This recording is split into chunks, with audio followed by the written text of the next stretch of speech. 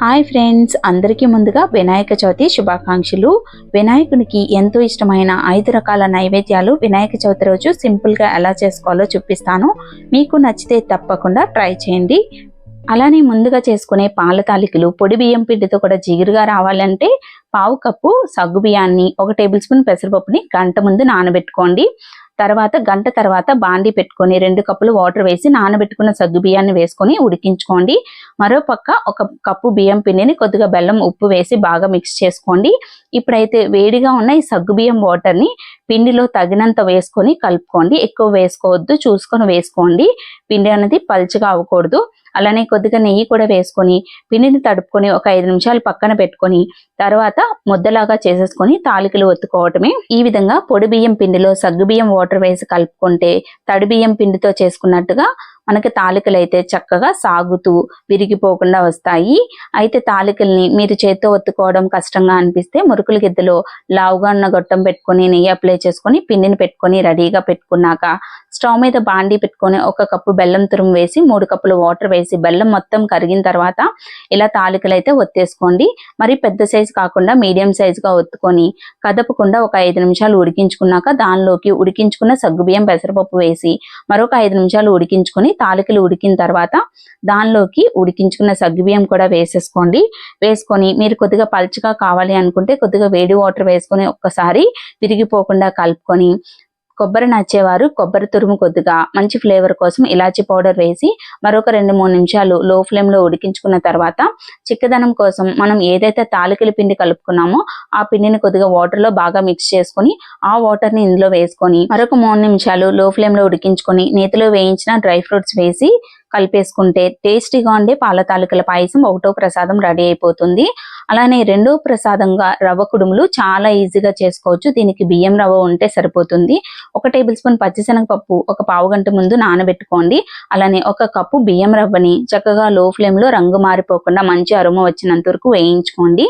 తర్వాత స్టవ్ మీద బాండి పెట్టుకొని 2 టేబుల్ స్పూన్ల నెయ్యి, 1/2 టేబుల్ స్పూన్ జీలకర్ర, కొద్దిగా కట్ చేసిన కరివేపాకు వేసి ఒక్కసారి వేయించుకున్న తర్వాత దానిలోకి 1 కప్పుకి 2 కప్పుల వాటర్ పోసుకొని నానబెట్టుకున్న శనగపప్పు, కొద్దిగా సాల్ట్ వేసుకొని బాగా మరిగిన తర్వాత శనగపప్పు ఉడికిన తర్వాత దానిలోకి వేయించుకున్న బియ్యం రవ్వని వేసుకొని ఉండలు లేకుండా కలిపేసుకొని లో ఫ్లేమ్ లో మూత పెట్టుకొని 2 నిమిషాల తర్వాత స్టవ్ ఆఫ్ చేసుకుని ఒకసారి కలిపేసుకొని గోరువెచ్చగా అయ్యేంత వరకు వదిలేసి చేతికి నెయ్యి అప్లై చేసుకుని ఉండాలు తయారు చేసేసుకొని ఆవిరి మీద ఇడ్లీ పాత్రలో కానీ లేదంటే వాటర్ ను బాయిల్ చేసి దాని మీద చిల్లులో ఉన్న ప్లేట్కి నెయ్యి అప్లై చేసుకొని కానీ ఒక 5 నిమిషాలు ఆవిరి మీద ఉడికించుకుంటే ఎంతో టేస్టీగా ఉండే రవ్వ ఉండ్రాలు సింపుల్ గా 2వ ప్రసాదం రెడీ అయిపోతుంది. ఇలా చేసుకున్న ఉండ్రాల్ని నైవేద్యంగా సమర్పించాక ఉండ్రాల్లాగా తినడం ఇష్టం లేని వారు పులిహోరలాగా కూడా చేసుకోవచ్చు.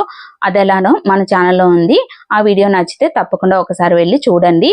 ఇప్పుడైతే 3వ ప్రసాదంగా జిల్లేడుకాయలు చేసుకోవడం కోసం స్టవ్ మీద బాండీ పెట్టి 1/2 కప్పు కొబ్బరి తురుము, 1/2 కప్పు బెల్లం తరుగు, కొద్దిగా యాలకుల పొడి వేసి లో ఫ్లేమ్ లో బెల్లం కరిగి దగ్గర పడి మనకి ఉండ కన్సిస్టెన్సీ వచ్చేంత వరకు లో ఫ్లేమ్ లో కలుపుతూ కొద్దిగా నెయ్యి కూడా వేసుకొని ఈ ఉండ కన్సిస్టెన్సీ వచ్చేంత వరకు కలుపుకొని స్టవ్ ఆఫ్ చేసుకుని పక్కన పెట్టుకోండి. ఇప్పుడు మరొక బాండీ పెట్టుకొని అది చల్లారే లోపు 1 కప్పు వాటర్ వేసుకొని కొద్దిగా సాల్ట్ యాడ్ చేసుకుని మరుగు వచ్చిన తర్వాత దానిలోకి 1 కప్పు పొడి బియ్యం పిండి తీసుకొని వేసుకొని కలిపేసుకోవటమే. పొడి బియ్యం పిండి అయితే మీకు 1 కప్పుకి 1 కప్పు వాటర్ పడుతుంది. తడి బియ్యం పిండి అయితే 1 పావు కప్పు వాటర్ తగ్గించుకోండి.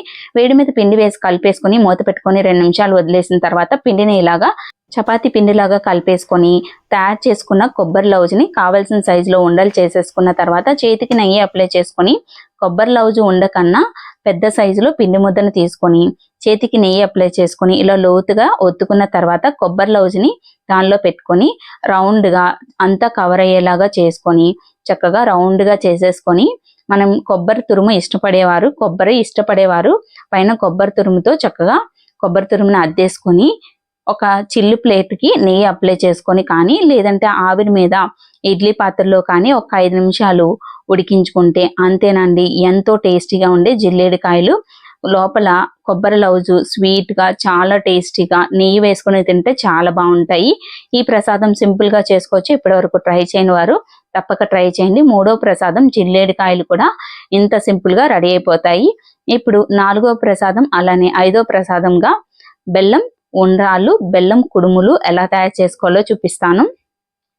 బెల్లం ఉండ్రాళ్ళు, బెల్లం కుడుములు చేసుకోవడానికి కూడా తడి బియ్యం పిండితో చేసుకోవచ్చు, అలానే పొడి బియ్యం పిండితో కూడా చేసుకోవచ్చు. నేనైతే ఇక్కడ అన్ని పొడి బియ్యం పిండితోనే చేస్తున్నాను. బెల్లం కుడుములు ఉండ్రాళ్ళు చేసుకోవడం కోసం స్టవ్ మీద బాండి పెట్టుకొని కొద్దిగా నెయ్యి వేసుకొని దానిలో 1 టేబుల్ స్పూన్ పచ్చి కొబ్బరి తురుము, 1 టేబుల్ స్పూన్ గంట ముందు నానబెట్టిన పచ్చి శనగపప్పు, కొద్దిగా వాటర్ వేసి శనగపప్పు ఉడికిన తర్వాత దానిలోకి మనం ఎంతైతే బియ్యం పిండి తీసుకున్నామో దానికి ఈక్వల్ గా వాటర్ వేసుకొని మరిగించుకోవాలి. పొడి బియ్యం పిండి అయితే ఈక్వల్ క్వాంటిటీ తీసుకోవాలి. తడి బియ్యం పిండి అయితే ఒక పావు కప్పు వాటర్ అయితే తగ్గించుకోండి, తడి బియ్యం పిండితో చేసుకునేవారు. అలానే దానిలోకి స్వీట్ కి తగ్గట్టుగా బెల్లం తరుగు నేనైతే అరకప్పు వేసుకున్నాను. వేసుకొని బెల్లం మొత్తం కరిగిన తర్వాత పిండిని వేసుకొని బాగా కలిపేసుకున్న తర్వాత మూత పెట్టుకొని ఒక 5 నిమిషాలు పక్కన పెట్టుకొని తర్వాత ఒక ప్లేట్లో వేసుకొని బాగా ఒత్తుకుంటూ చపాతీ ముద్దలాగా చేసేసుకొని దానిలో కొద్దిగా యాలకుల పొడి వేసుకోండి. నచ్చితే ఇది మంచి ఫ్లేవర్ కోసం మాత్రమే వేస్తున్నాను.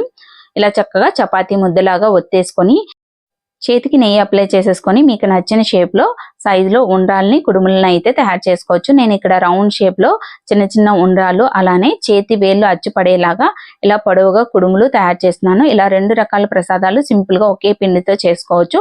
వీటిని ఇలా తయారు చేసుకున్న తర్వాత ఇడ్లీ పాత్రలో కానీ లేదంటే చిల్లులో ఉన్న ప్లేట్ కి నెయ్యి అప్లై చేసుకొని ఆవిరి మీద ఒక 5 నిమిషాలు ఉడికించుకొని అంతేనండి, స్టవ్ ఆఫ్ చేసేసుకుంటే ఉండ్రాళ్ళు కుడుములు కూడా రెడీ అయిపోతాయి. 4-5 ప్రసాదాలుగా వీటిని సమర్పించుకోవచ్చు.